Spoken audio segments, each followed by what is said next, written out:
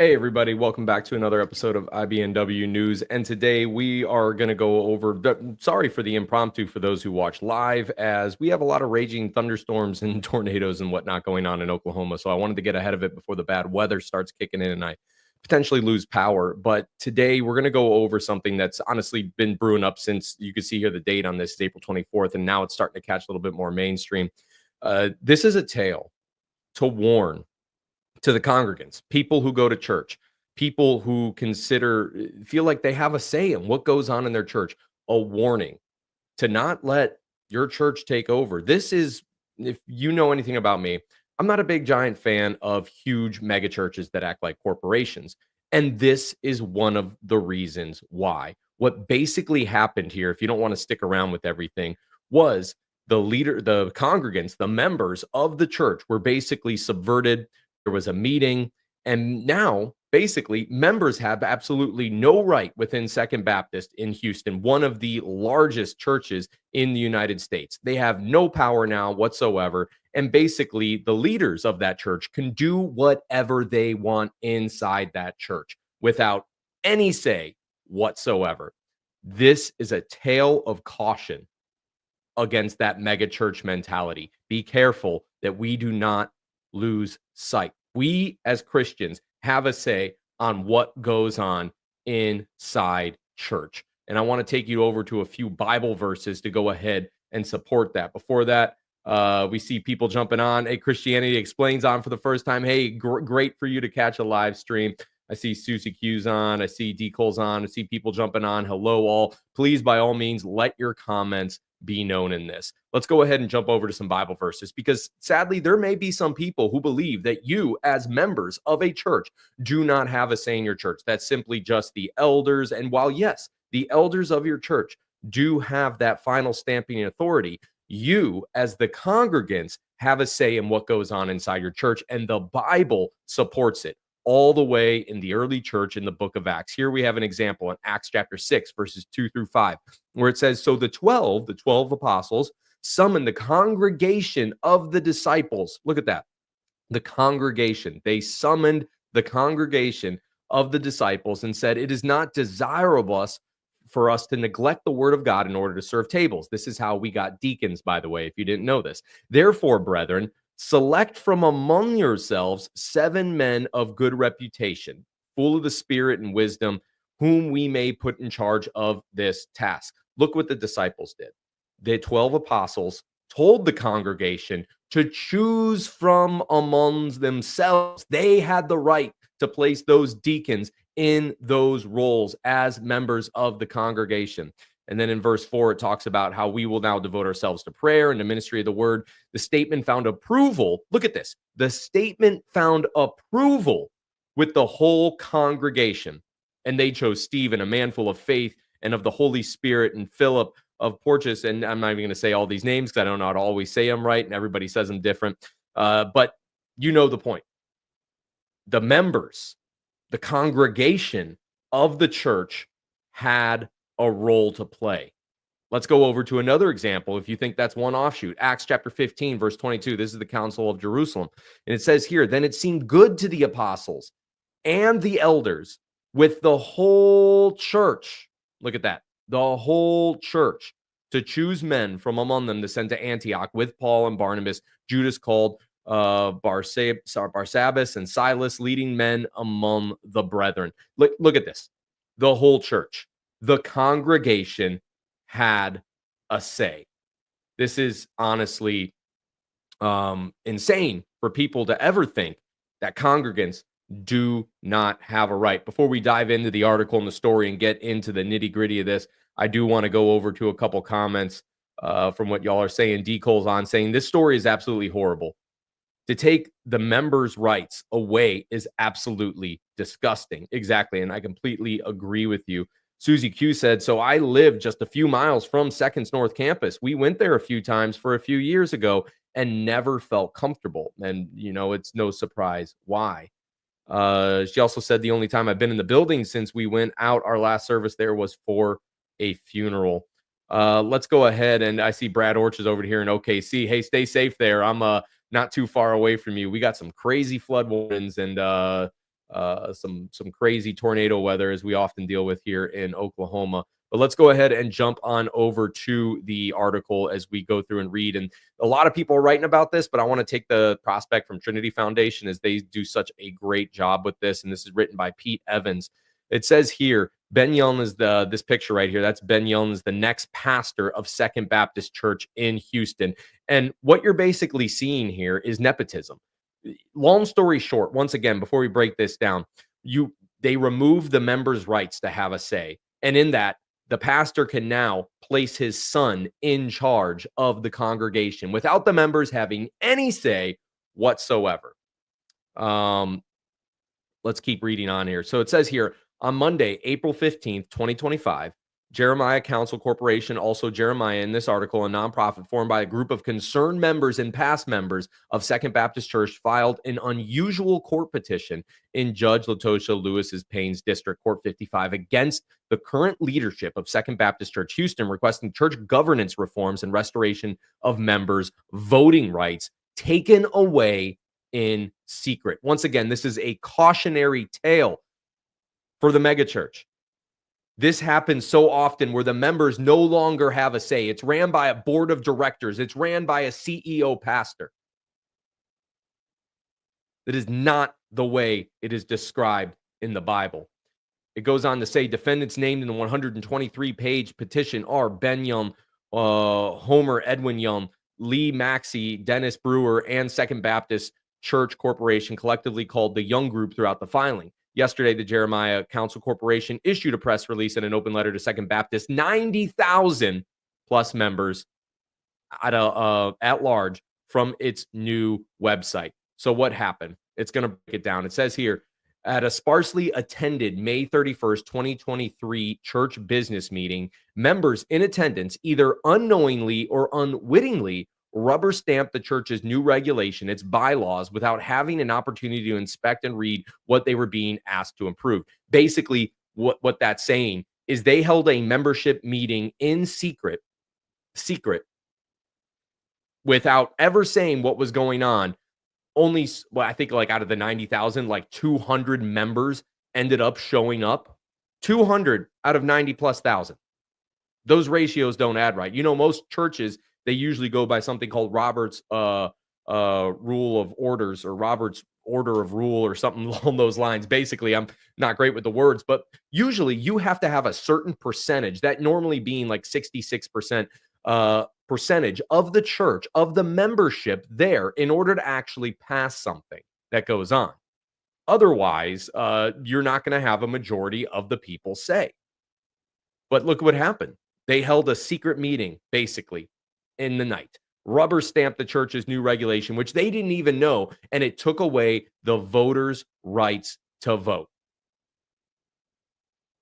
Without having any opportunity to inspect or read what they were being asked to approve, according to 2 letters signed by dozens of concerned members and sent directly to Pastor Ben Yelm months before the filing of this petition. I do have to add, this is, what would you call it? Alleged. This is all alleged, as it has not been finalized in the court. I do want to make that clear. Too Legit coming in with some wisdom here. You do not want to look into what happened at McLean Bible, which we did a few videos on, as it does have some similarities to it. And Too Legit, Robert's Rules of Order. There you go. Thank you very much. I always appreciate you, brother. It goes on to say, Section H of Jeremiah's lawsuit gives examples of the deliberately inconspicuous, legally insufficient, and intentionally vague purported notices advising recipients of the May 31st membership meeting. Basically, pushing it out there, but not really pushing it out there. Very, very vague. They're saying, well, look, we did the right thing. We told them, they just didn't show up. Yeah, right. But we all know how that goes. Purported notices advising recipients of the May 31st membership meeting. According to the petition, these statements were a part of an intentional plan to alert as few members as possible to the other purpose for this church meeting, and to mislead those who did not see, or who did see, the notices. Section M of the petition states only about 200 of the 94,000 members attended on May 31st, and that those at the meeting represented less than 1/4 of 1% of Second Baptist members. Very, very sad. So what does the plaintiff, Jeremiah Council Corporation, want? This is it. Typical lawsuits request this is where my reading skills go bad. If you know this word right up here, relief, often in the millions. So basically money in the millions. However, apart from legal fees, Jeremiah's petition does not ask for monetary damages to its members. So look at that. They're not asking for money, but rather request a return to church's 2005 bylaws, and does not request money damages and does request the money damages for Second Baptist Church from the young group, basically paying for their court fees. Section 1 of the lawsuit details how Second Baptist trustees who had met for church business only a few weeks prior the meeting were completely unaware of the severity of the bylaws changes before, during, and even after the scantily attended May 31st meeting, changes that they eliminated and replaced their own positions. According to the lawsuit, the group, basically the young group, permanently abolished this: church members' right to vote and elect. Take away the voice of the people, so that way the CEO mega pastor can go ahead and take over that church. Isn't that sick? Isn't that sad? Isn't that wrong? Does that sound like something that Jesus would want to happen? I don't think so. It definitely doesn't line up with Acts chapter 6 and Acts chapter 15, which we just read. But they took away the church members' rights to vote and elect. Second Baptist pastors and officers, the governing body of the church members' rights to inspect here. Number 2, church members' rights to inspect Second Baptist books, financial records, governing documents, and to provide input on financial direction and obligations. Basically, now they can operate as a corporation and hiding everything from the people. A good church always has the right. If you are a member of a church, you can ask your church's financial, hey, I want to see the books to make sure we are going over we are spending our money that we are offering to the Lord wisely and in a God-honoring way. You have that right as a member in a majority of churches that have membership. But normally, when it comes to the mega church, you have absolutely no right to that. And especially now, since they basically took away their rights to do that. You have no idea where your money's going now. Is it going to line the pockets of a pastor, a brand new parsonage on the beach in Florida, in California, another home, all in the name of God?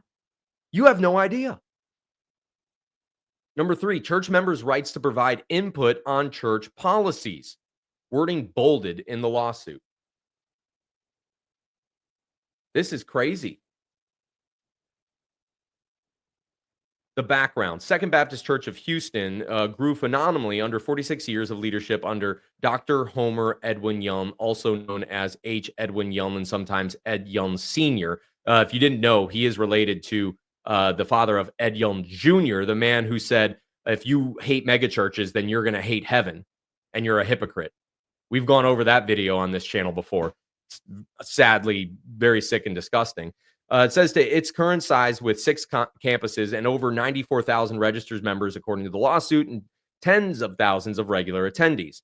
The new nonprofit, Jeremiah Council Corporation, states that Second Baptist Church Houston has a long time reputation for, quote, doing things right, end quote, and being a model church for other Christian churches to follow, not to mention stepping up and helping Houston and other cities recover on numerous occasions during natural disasters such as Hurricanes Katrina and Harvey, 2 of the costliest in U.S. history. Now, mind you, I don't know much about this church beyond what I was reading here and the fact that Ed Young Jr.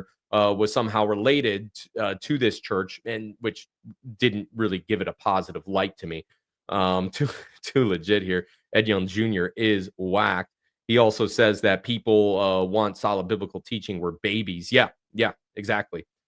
So a lack of informed consent. So here we go. In summer of 2024, a group of church members became aware of the bylaw changes approved in 2023. See, they didn't even know that these changes were in place.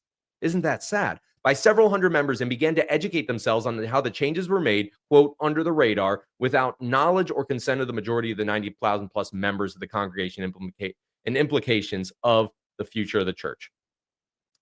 The article goes on, and it's something that you need to go ahead and read for yourself. Once again, nepotism involved here. Ben Young named the senior pastor, his other son. Very sad. Dr. H. Edwin Young stepped away from his position as senior pastor and appointed his son, Dr. Benjamin Ben Young, hereafter Pastor Ben, as the new head pastor. Dr. Ed Young told the congregation that he was, quote, not stepping down, he was stepping up. He was not leaving the church's covering. The following day, Pastor Ben told his own father, Dr. Young, to clean out his office, that he was going to remodel it. Oh, with what money? The church's money? And that he was also told his ministry that he would no longer be needed according to the members of the Jeremiah Council Corporation. Look at that. Look at that. The new bylaws gave Pastor Ben unrestricted control of Second Baptist, according to concerned church members. Pastor Ben then handpicked his new board of directors, not elders, his board of directors, now called a ministry leadership team. At least 3 different individuals have advised Trinity Foundation that they were told by Dr. H. Edwin Young in private that he had made a big mistake, and oh boy, buddy, did you. The one church member, Dr. Young, said, I made the worst mistake of my life. And another, he said, I really messed up. Instant regret there. I wonder how much coercion was kind of going on behind the scene. Hey, Dad, do this, do this. That's all speculation. Don't know if it's true. Looking in on some of the comments that y'all are putting up there. How Mac unchecked or how might unchecked control affect Second Baptist? Basically everything that we talked about here. Humongous housing allowances for the pastor, ease of stealing money. It goes on and on and on. All the sales of property assets lining the pastor's pockets, greed, corruption, all that stuff, the recipe for disaster that I've been talking about in so many other videos when it comes to the mega church model is all there now. You take away the rights of the members, you take away the rights of the voters, and now you can do anything you want because it's not Christ's church, it's your church, it's your corporation. That's what we are looking at. The article goes on to talk about Ed Young Jr. and Lisa's Young. It says opulent, I would say extravagant lifestyle, their love of money. It's honestly so sad to see. And long story short, I mean, are they going to win this lawsuit? I don't think there has ever been a case where something like this has happened and members got their voting rights back. Usually the state, the government stays out of the church's realm when it comes to this. And nothing is probably going to happen, but you never know. All we can do is pray and hope. What are the lessons to be learned from this? One, the megachurch model is garbage. That's all I can say on this. One, the megachurch model is garbage. Number 2, it is important if you are going to a church and you are consistently going there, it is important to be a member of that church. Because as a member, you have a say in what goes on inside that church, just like we read about in the book of Acts. Acts chapter 6, Acts chapter 15. You as a member have a right inside that church to choose your leaders. You as a member have a right inside the church to choose how that church is rolling. Yes, the elders have the final stamp and say, but guess what? You as the members elect these elders and nominate these elders for these positions. And then it's affirmed by the remaining elders that they have there. If you are a congregant of a church, I cannot encourage you more and more to be a member of the church. Yes, church membership is not written distinctively in the Bible. Thou shalt be a church member. But there is a lot of things that we do that aren't written explicitly in the Bible. The Bible is not prescriptive when it comes to church membership, but it is very much descriptive, as we have labeled out here, and multitude of other verses. Membership is important. Number 3, and I had it in my head. Now I can't think of it. I'm sorry. This is what happens when I go on the fly. I'm really trying to get this done and wrapped up so that way I can get everything ready in case we get blasted by some storms. We pray for Oklahoma, by the way, especially Southwest Oklahoma up to the OKC area. We had some devastating flooding last week. Thankfully, thank God, I live in a higher area. My home was fine. The creek in the backyard was overflowing like crazy, but it didn't reach up to our house. We're supposed to get a whole bunch of more rain. So that's, kind of been forefront on my mind. So do keep everybody in Oklahoma on your prayers. Keep Ohio up in your prayers too. My home state, they're going through some tornado craziness right now as well.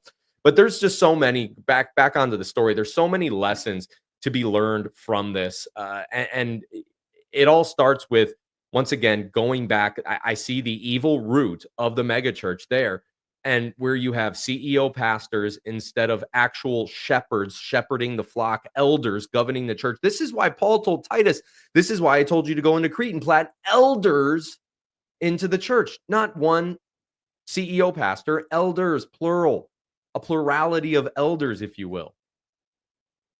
It is important as Christians that we have a say, and we need to guard ourselves. This also does mean, as Christians, we need to be more involved in our church. If you want to say, you got to be more involved. You can't just be the, I show up for Sunday service and then I leave. I don't talk to anybody. I don't interact. If you care about what is going on in the place that you congregate, then you need to be active inside that church. And I say that with a heavy heart. I remember early Christian days, I would go to church and I would go home and I have nothing more to say. Membership meetings, all that stuff. Yeah, whatever. Not for me.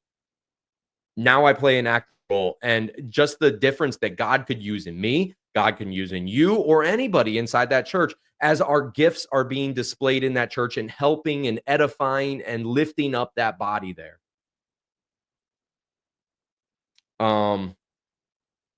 Too Legit chimed in. He said, and what's interesting too is that you have talked about this, and that if you don't have a membership or membership roles, then you really have no input in the church activity. Exactly.